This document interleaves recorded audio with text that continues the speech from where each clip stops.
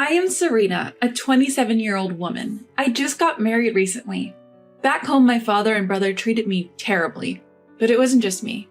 My mother also suffered at their hands. We women were treated like slaves. If my father or brother commanded something, we had to act immediately. We'd be scolded for being slow if we didn't move fast enough. It was like this since I was little. Why are you so slow? Just get it done already. Yes, Dad. You can't even do this much and you're in elementary school? What a disgrace. That's why women are useless. Don't say that, Dad. Shut up and be quiet. I don't want to be called Dad by you. I've been doing chores since preschool, but it got worse once I started elementary school. While my father and brother relaxed, my mother and I were constantly busy. Whenever they wanted a drink, we had to bring it right away. Even in the depth of winter, if they wanted ice cream, we had to go out to the convenience store in the cold. So my mother and I were always exhausted. My mother felt sorry for me and cried all the time. I'm sorry. It's because I'm weak that they treat you like this, Serena. No, Mom. Serena, you have to leave this house someday. Stand on your own 2 feet and run away from your dad and brother. But what about you, Mom? I'll be fine, as long as you're happy, Serena. When I reached 10th grade, I thought about going to college, but my father said women didn't need education. He had a very old-fashioned mindset, thinking a high school diploma was enough for a woman.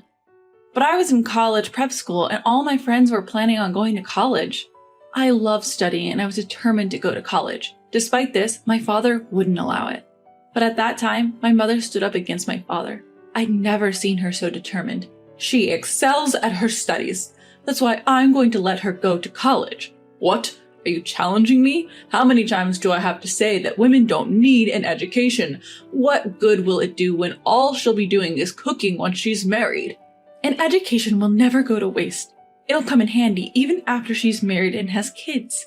Then do what you want, but I'm not paying for the tuition. Fine, then I'll take care of it. My mother had some savings and she used it to support my college education. I got accepted into my first choice university, a private one. I felt guilty about the expense, but thanks to that, I met my husband. I had always been afraid of men, but he changed that for me. He was so kind when we met at our college club. He was always cheerful and could make anyone laugh. Having grown up impressed by my father and brother, for the first time, I felt something positive towards a man. I started to think that I wouldn't mind dating someone like him, but I couldn't bring myself to confess and I kept my feelings hidden. In the end, we didn't date during our college years. After graduation, I ran into him at a reunion. He had changed a lot and had become a sophisticated city man. My family home was in New York, but in a rural area, and I had lived in an apartment during my university years. After graduation, I had been working in Manhattan where I was known as Plain Jane at my company. I wasn't sure if a plain Jane like me was suitable to be with him, but he asked me to come over, so I did. We reminisced about our old club days and ended up dating. After a year and a half, he formally proposed, and that's how we got married. After creating my own family, I was worried about my mother back at my old home. I felt sick thinking she was still being abused by my father and brother. Hello, Mom. How are you doing these days? I'm fine. More importantly, are you doing okay, Serena? I'm fine, really. Danny helps out with the chores. He's probably even a better cook than me. Oh, is that so? I guess he got that from his father, who's a chef, right? Maybe. Don't worry about me, okay? And you need to take care of yourself, Mom. Yes, I got it. Mom said this in her usual kind voice, but somehow I had a bad feeling. I had the hunch she was in trouble, due to my father and brother's horrible treatment. They despised us for being women, but my mother in particular was targeted. It was because of the scar on her face. She had an accident before I was born, which left a prominent scar. My father would call it hideous and disgusting, so my mom always covered the right side of her face with her hair where the scar was. It was heartbreaking that my mother, who got injured defending my father, was being called ugly. It was clear my father didn't appreciate her at all. Even my brother was cruel, saying things like, "Don't come to the open house, you're disgusting." I thought those were things one should never say, even if they are family. One day my husband and I were enjoying a happy hour. In the heat of midsummer, we were sipping chilled beer while nibbling on snacks. Suddenly, our home doorbell rang. It was just before 9 p.m. and we wondered who it could be at such an hour. Stepping out with my husband, we found Mom standing there. "Oh, Danny. Mother-in-law, what brings you here at this hour?" "Could you lend me $20? I'm sorry for bothering you, Serena and Danny." $20 is fine, but what happened? I thought I'd head to a motel or something. A motel? What are you planning to do there now? As long as I can get some sleep, that's enough. What? I was kicked out of the house by your dad and his lot. I don't have any money. I froze in shock. When I asked her to tell me more, the details were beyond horrific. After dinner that day, Mom had been doing the usual housework. That's when Dad and brother started demanding more alcohol and ice cream. So Mom left the house with just her coin purse and smartphone. But when she got home, the door was locked from the inside. Unlock the door, I brought the drinks and stuff. Just leave it there. We don't need you anymore. What? Drop whatever you bought and disappear. A worthless wife like you. And that left my mom completely lost. She had used up almost all of her coins and couldn't even afford a taxi. So she had to walk all the way to our house. That's what happened? That's awful. Maybe I'm just useless now. Hey, Serena, let's live together with your mother. Really? Are you sure? Yeah, I don't mind. We have extra rooms. She can use one. But I can't be in the way of newlyweds. It's all right. I consider you like my own mother. Thank you. Oh, my mom burst into tears, sobbing. She must have been touched by my husband's kindness, something she was likely unaccustomed to. My husband, having lost his mother at a young age, was a hard worker raised by his chef father. He graduated from college on a scholarship, so he understands people's pain. Having such a husband, I realized how lucky I am. He was the polar opposite of my father and brother. From then on, we started our life as a three. Whenever we came home, Mom always had a hot meal ready for us. You don't have to go to all the trouble. Danny and I can do housework too. It's all right. I want to do this. Thank you, Mom. I feel a bit guilty. After a comforting home-cooked meal from Mom, I was relaxing when the doorbell rang. At the door were my father and older brother. You're here after all. How dare you send me a text like that? What's with, I don't want to be with you anymore, he bellowed. So what? I simply told you how I felt, she retorted. Oh, you're pretty bold. When did you start acting so high and mighty, he sneered. You were the one who told me to leave, right? So I'm saying, let's get a divorce, she shrugged. Well, I don't really need an old lady like you around, but if we're divorcing, pay me alimony, he demanded. Excuse me?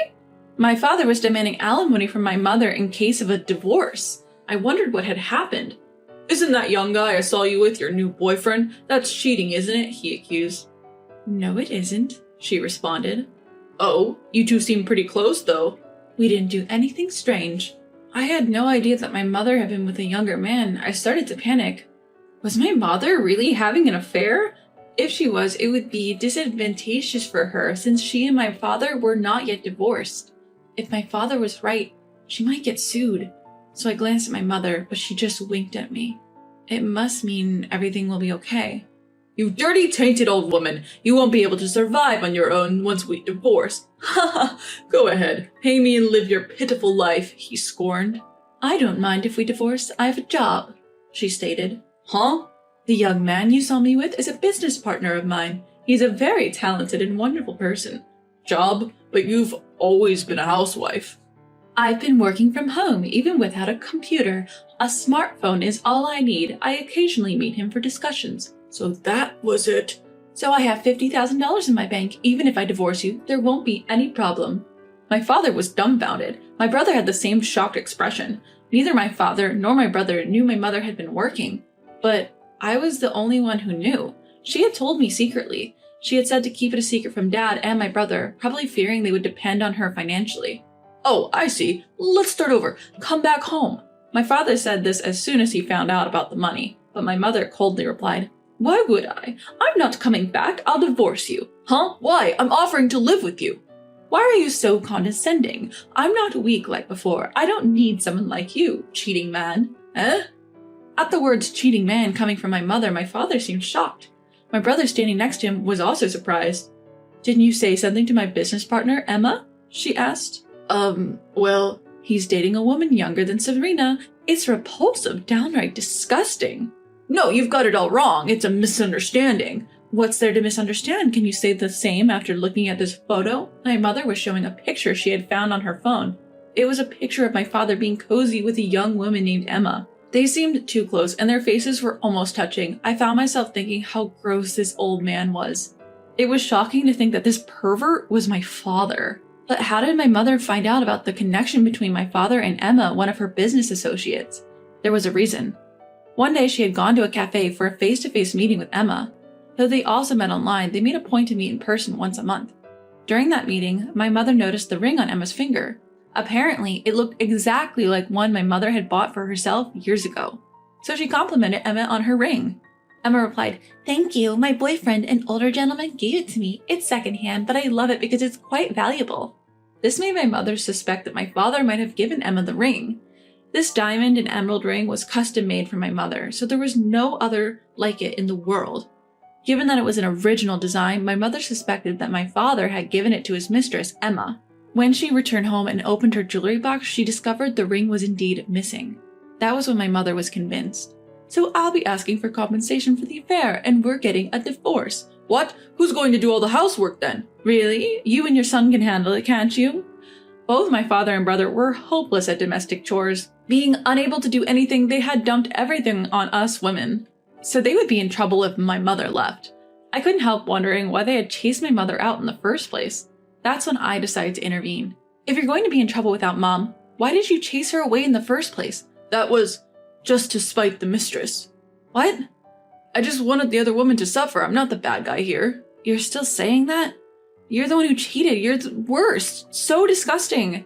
I had never been able to stand up to my father or brother before, but things are different now. I had a strong ally in my husband, and my mother had become stronger. I had to become stronger too to protect myself, my husband, and my mother. Feeling this way naturally, I was able to stand up to my father. My brother was crying and whining, saying he didn't know what to do next. Apparently, he can't even make an omelet. The only dishes he could make were bacon and eggs and salad. I wondered if those even counted as cooking. If they were so incapable of cooking, they could just live on instant ramen for the rest of their lives. My mother wasn't a housekeeper or a slave. Why should she have to come home cheerfully after being cheated on?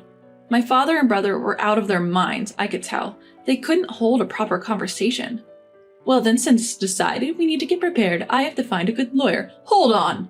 I don't care anymore. I'm definitely getting a divorce, be it mediation or a trial, it doesn't matter.